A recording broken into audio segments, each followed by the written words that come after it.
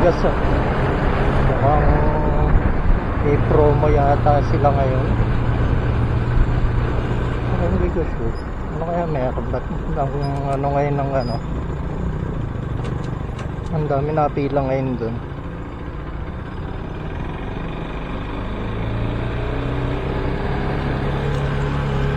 Pero alam ko talagang mura yung pagas dyan. Pero ngayon grabe yung nakapila eh. Baka bukod dun sa murang gas, may promo pa sila.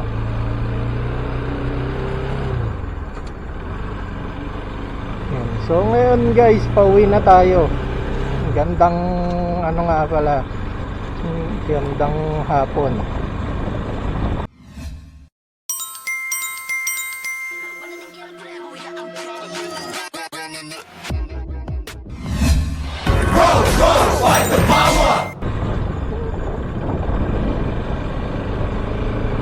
Dito tayo lagi dumadaan kasi dito sa gilid ano, wala masyadong traffic ba tawag doon, basta yung ano dito kasi hindi masyadong ano maraming stop, hindi katulad doon sa parang pinaka main na daanan, first stop first go kasi doon eh dito hindi naman, saka tuloy-tuloy biyahe dito eh, saka yun pa onti lang kasi dumadaan, unlike doon sa kabila na talagang yun yung mga daanan eh. Parang major road siya dito sa loob ng camp, kaya mas gusto ko dito dumadaan.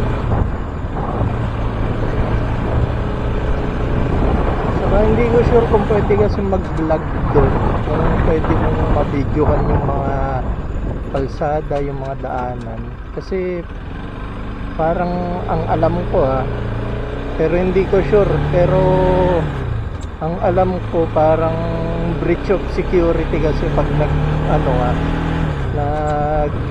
video ka sa loob ng camp, tapos ayun nga, parang dinadaan-daanan mo yung mga kalsada, syempre malilik yun sa ibang lugar or sa ibang bansa. Kaya yung ano ko nga yung parang vlog ko about sa camp, yung doon sa daanan, hindi ko na pinost, pero nakasave lang sa akin just in case na may matanong ako tapos sabihin nila pwede naman mag-post dito sa pwede mo na i-video yun or ilabas, edi ilabas natin para at least makita nyo rin yung itsura ng camp, kasi ang ganda talaga sa loob nito eh, talagang ano siya eh, ang linis tignan na yan kung makikita nyo, maganda talaga dito, talagang sobrang linis ng lugar, tapos disiplinado yung mga tao, parang para siyang parang private subdivision din halos eh, yung malaki yung exclusive, parang ganun yung datingan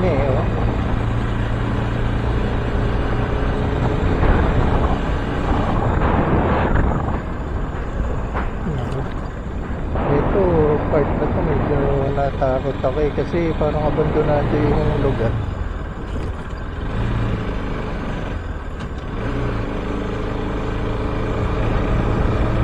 Siguro mamaya tignan ko yung mga kuha ko, tapos pag maganda yung mga kuha i-post ko to, kasi hindi ko talaga sure kung nakuhaan yung mga building na yun yung mga medyo nakakatakot, pero may mga may mga nakapark, so possible may mga nakatira dun, siguro yung mga dating mga nakatira, yung matatagal na, baka dun sila nakatira.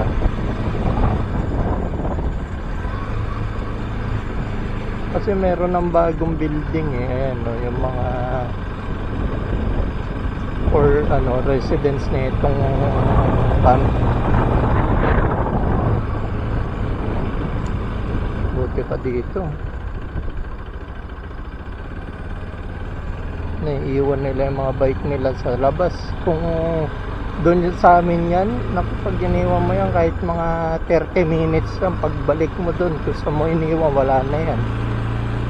Eh dito medyo ano tawag dito safe na safe eh.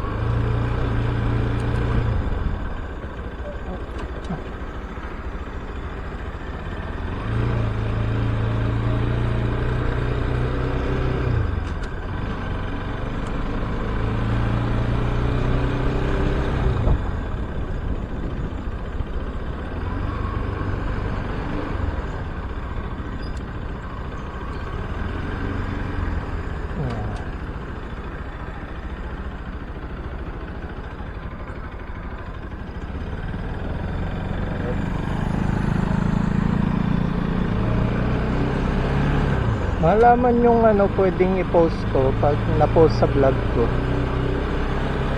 Pero kung hindi ma-post, syempre hindi nyo makikita.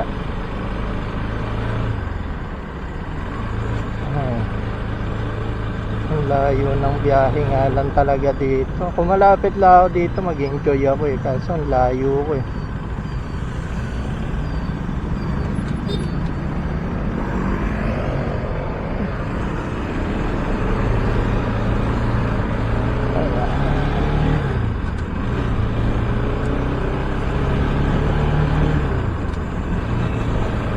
Nakalabas na tayo. Pakatipunan tayo. Yung usual way natin. Bala ko sana dadaanan ko ng ba yun? Yung dito sa City Hall. Kaso naisip ko ang traffic eh. Kaya dito na lang tayo sa lagi natin dinadaanan.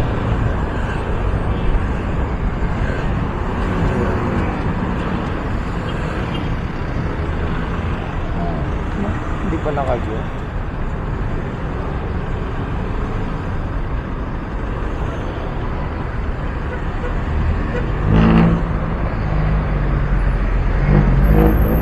Ang ganda nun, no? Ganda ng kulay. Malapit na magsimana Santa. Ilang araw na lang. Next week. Talagang hindi ko pa alam yung plano kong balak kong gawin sa Semana Santa. Pero feeling ko talaga uuwi ako sa Quezon. Pero kung hindi man matuloy yun, siguro baka gumala na lang ako. Mag-rides tayo kahit malapit lang. Kasi naalala ko pag Semana Santa maganda magbiyahe-biyahe.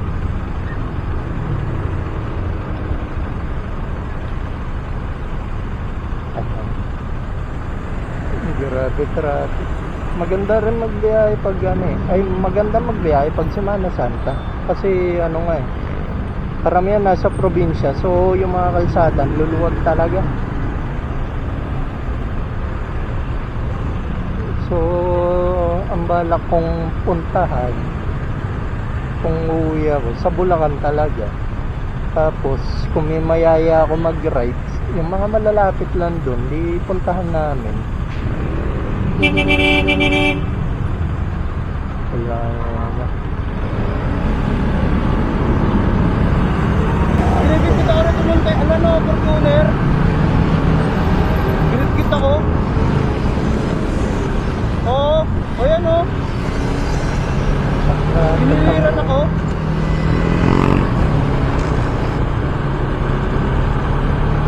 Busina ng busina eh. Nakitang kaka-green light lang. Mga ganyan yung pangit kasabay sa kalsada eh. Talagang pag yan yung makakasabay mo, minsan kung mainit yung dinulo mo, mapapaaway eh.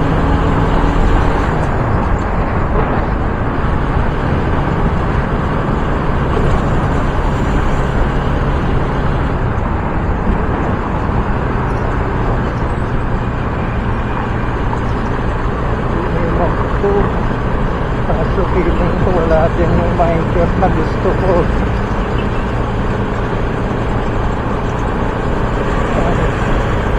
ko alam kung saan ako bibili ng Happy Meal. Pero gusto ko talagang medyo gusto kong kompletuhin yung Minecraft na Happy Meal. Though hindi naman priority. Pero gusto ko makakuha at least 3 na magkakaiba design doon sa blind box. Tapos doon sa regular Happy Meal nila, parang gusto kong makuha yung skeleton, yung creeper, pati yung sheep, pati yung bee, yung mga malalaki. Yung mga iba hindi na, wala nang pakialam dun. Yung mga maliliit, yung mga nakabox talaga, wala akong paki dun. Di ko nga gusto yung mga yan eh.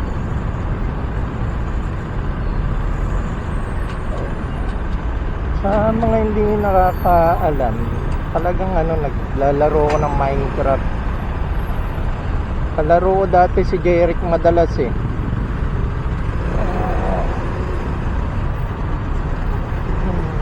Oh, traffic.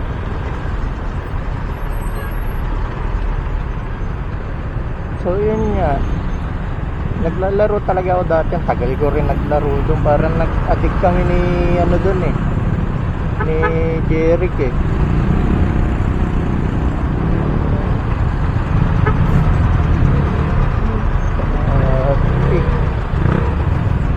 Grabe. Tapos ganito pala init. Putik talaga.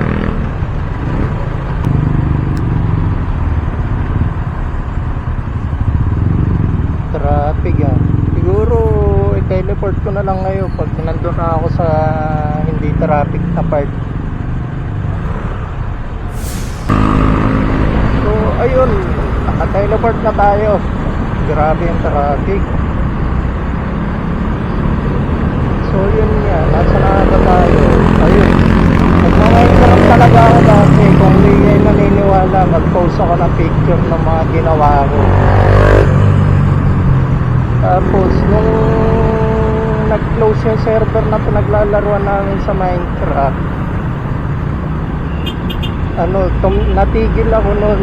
Pero nung nagka Nintendo Switch ako, ang nilalaro ko naman Dragon Quest Builder. Parang Minecraft din, puro blocks din yung ginagawa. Pero doon kasi ang kaibahan niya, may mga adventure talagang, parang may mga story. Kasi talagang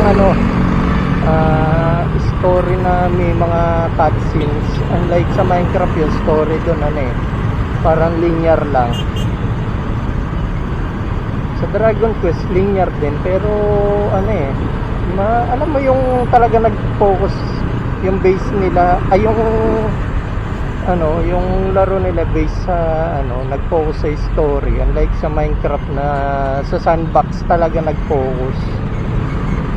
So yun nga, tapos bumili rin ako ng Minecraft Dungeon. Kaya nung nagka-movie ng Minecraft, tuwan-tuwa talaga ako. Tapos di ba magkakano pa, nagkameron pa ng mga laruan.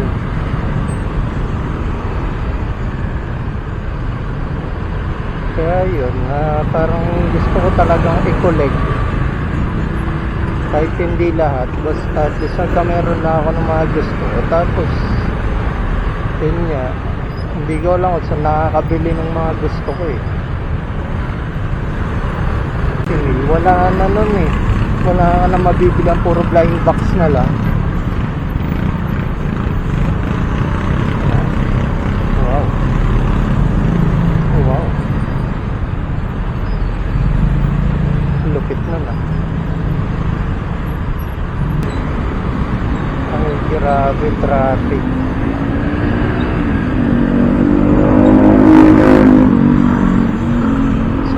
Nabanggit ko lang kasi napapanahon, uso yung Minecraft ulit ngayon eh. Kahit yung mga alam kong hindi naglalaro, parang napalaro ng Minecraft dahil nga may movie. Tapos yung mga hindi fans, naging fans kahit hindi naman naglalaro nung game. Pero maganda talaga siya yung Minecraft. Talagang Parang fit na fit siya doon sa gamer needs ko eh.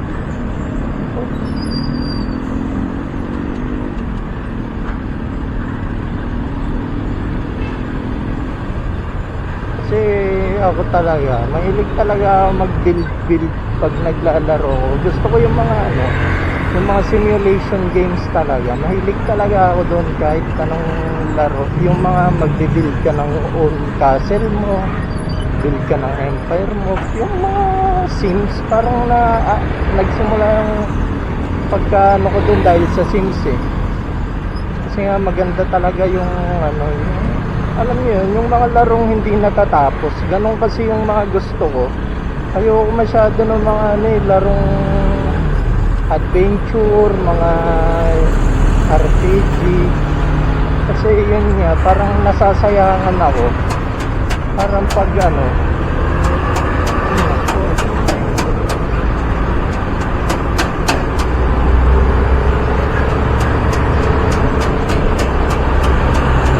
parang feeling ko nga ang sayang niya. Kasi pagkatapos mo, katulad nung nung nilaro ko yung Call of Duty, pagkatapos ko sa Call of Duty, wala na. Yung laro nakatambak na lang sa akin. Unlike sa mga sandbox na game, sa mga simulator, talagang siya unli siya yung mga fighting games, mga ganon. Yung mga multiplayer, kahit kailan pwede mo siyang laruin, hindi ka hindi natatapos yung laro niya. Kaya yun, nagustuhan ko yung Minecraft dati. Tapos ang kagandahan pa kasi dati sa Minecraft, may siya, may mga parang circuit yung redstone doon. Yung kasi parang siya, para kang magbe-build ng mga mo, ng mga construction mo, mga machine, gamit yung redstone saka yung mga circuit. Hindi ko na maalala kung circuit ba tawag, basta yung mga switch doon. Kaya natutuwa ako dati, una kong binild na redstone machine, yung automatic na ng chicken, naglilay ng chicken. Tapos pag naglay yung chicken, di ba nalalagay doon sa sa parang panel yung mga itlog nila. Tapos may talaga ginigit kita ko na tumunta, Fortuner. Ginigit kita ko. Kasalanan.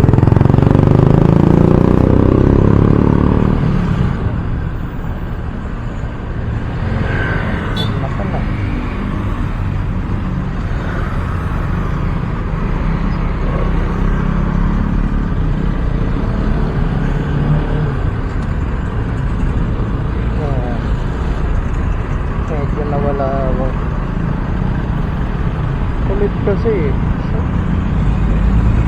so yun nga, yung una kong ginawa yung chicken machine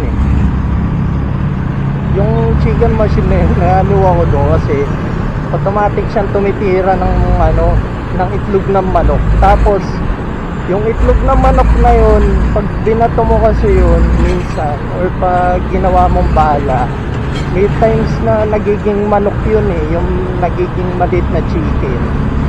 Tapos katagalan lumalaki rin. So dati yun yung una kong nagawang redstone. Tapos kami nung ni Jerry, nagbenta kami ng mga itlog ng manok. Tapos si Jerry, in-invite niya yung mga tropa niya, sila Bitub, sila Gia, saka yung boyfriend ni Gia, si Derek Van, na maglaro ng Minecraft. Pero hindi rin sila tumagal kami talaga yung tumagal ni Jeric parang pag-gising ko dati, naalala ko Minecraft kami, tapos pahinga lang namin talaga, kain saka ligo. Tapos pagkakain pagka namin nun, pagka ligo, balik laro ulit. Ganun dati kami na addict sa Minecraft.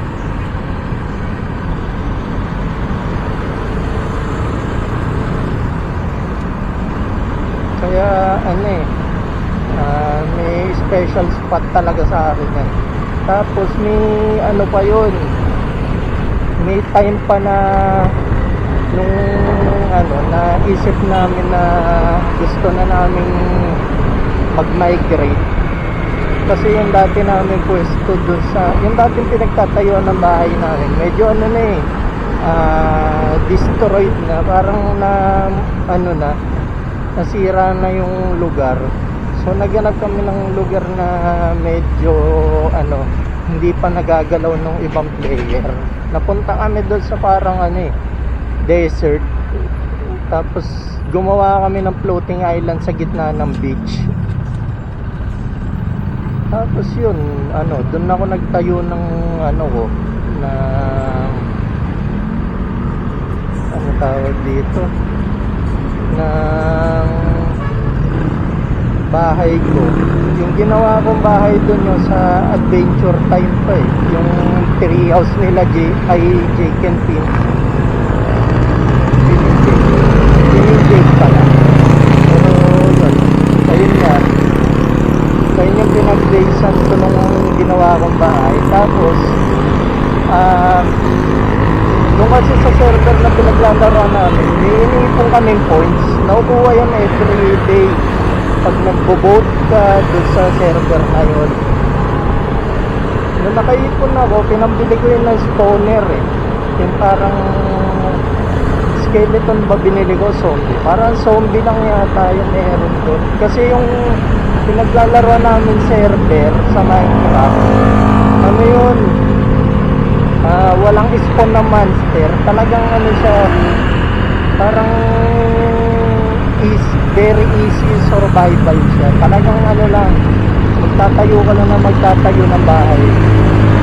Eh syempre kami gusto namin yung mag-enjoy talaga, experience ko nga kay nag-ano kami, nag-ano kami ng mobs, yung para nag-hunt kami ng mobs. So pinag-ipunan namin yung spawner, tapos nilagay namin sa mga ano namin, floating island. Ayun, tapos paggabi automatic ko nag-spawn kasi yung zombie nag-spawn lang yung pag madilim eh. So ginawa namin, nilagay namin yun sa parang kuweba doon sa floating island. Tapos pag nag-spawn doon namin sila inahan. Pero nung bandang pa-close na yung server, ang ginawa na nila para natural na sila ng spawn, yung para natural spawn na which is wala dati nang naglalaro ka. Tapos may nakilala pa kami doon, yun din masipag yung maglaro yun. Hindi namin alam kung saan nakatira pero hindi siya Pinoy. Parang ang niya, nationality yata niya is Pakistani yata. Yun yung pagkakaalam ko Pero addict din maglaro ng Minecraft. So yun, lagi kaming naglalaro. Tatlo kaming nung floating island namin eh. Tuwan-tuwa kami nun eh. Pero sa kasawiang palad, nag-close yung server. Pero at least masaya pa rin. Kaya namin na-enjoy yung server na yun kasi pwede kang mag-ano ng plot of land. Parang ano yung tawag nito? Parang bibili ka ng mga square meters. So yun, nung lumaki talaga yung namin, yung nabili naming square meters, parang 1,000 blocks na yata yung pwede na i-occupy o 3,000. Tig 3,000 kami. Tapos yung nakilala namin na taga Pakistani, parang ang kaya niya i-occupy na blocks is 10,000. Ayun, nag-decide na kami talagang mag-floating island. Tapos yun nga, the rest is history. Doon na kami hanggang mag-close yung server, nandun na kami. Tapos ang dami pa namin naisip kung ano-ano pa kalaya. Nagpa-spawn kami ng golem, nagbenta kami ng mga itlog, Tapos naghunt kami ng mga ng mga baboy, yung mga kabayo, mga wolf. Ang dami namin ginawa doon. Kaya talagang tuwan-tuwa ako pag naalala ko yung Minecraft na larong yan eh.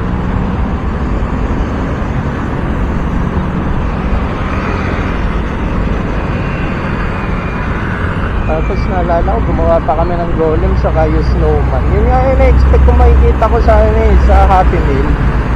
Yung mga snowman, yung mga golem. Pero yun pa yung wala. Sana yung yung nag-limited edition sila, yung mga blind box. Yun sana yung mga nilagay nila, hindi yung hamburglar na tawag dito. Na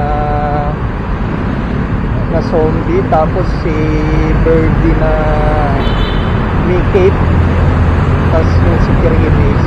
Pwede naman nila include yun, pero sana nilagay nila yung mga main character talaga na Minecraft, kasi yun talaga mas nakakatuwang makita talaga eh. Or yung mga main yung mga main NPC. Yung villager niya hindi ko nakita eh. Na-expect ko rin makita yun sa Happy Meal nila eh, pero ayun nga, wala.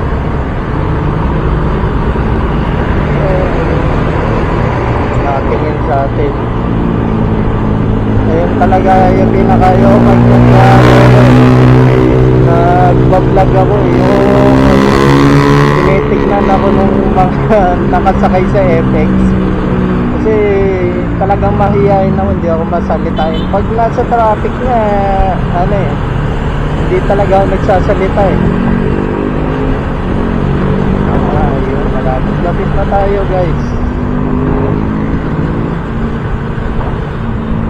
Tapos naalala ko, ganyan din talaga yung galaw ko dati. Yung parang di ba nakasakay ako sa likod ng FX. Tinitignan ko rin yung mga yung mga nakamotor doon sa harap ay sa likod para mahiya din. Parang ewan ko, parang natural yata yun sa mga commuter ng FX or ng kahit anong sasakyan na tignan lagi yung nasa labas nila. Wala lang, so yun lang, nabanggit ko lang.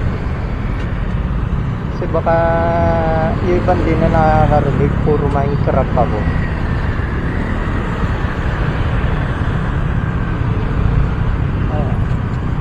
Siguro pag pag nagkapera, kumuha pa ako ng ibang Minecraft na laruan. Pero kung hindi na, siguro makontento na ako dun sa green maze ko. Pero sana makahanap ako ng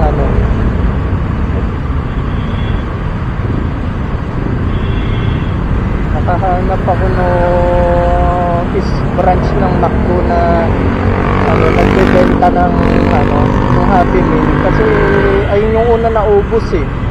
Talagang yun, out of stock agad lahat ng nadaanan ko McDo. Puro blind box na lang binibenta madalas eh. So sana mag-restock sila, kasi talagang siya eh, ang patok talaga eh. Ayun yung pinakamabilis kong laruan na wala kagad sa McDo. Pinakamabilis maubos. Yung iba naman nilang laruan hindi kagad naubos. Yung iba nga may parang tapos na yung promo doon sa Happy Meal na yun, pero meron pa rin sila nun. Parang sinasama nila sa ibang Happy Meal, yung pa rin yung lumang toys pa rin yung nilalagay. Pero yung yun sa Minecraft movie, parang ang pagkakaalam ko parang Feb 5 pa yata or 6 yata nila yan. So Feb tuloy, April 1 or 6, parang ganon. Parang doon nila in-announce yun, pero kinabukasan ubos na agad, sold out na lahat.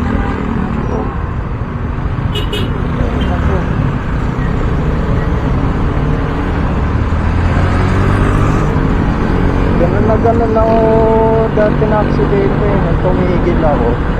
Kasi nga yun nga, dami po pasok sa lumalabas doon sa ano na yun, sa intersection na yun.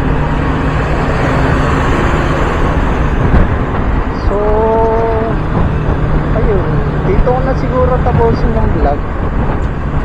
Ano lang ako, nag-reminisce lang ako kasi talagang may special ano yun eh. May special place sa akin puso ang Minecraft.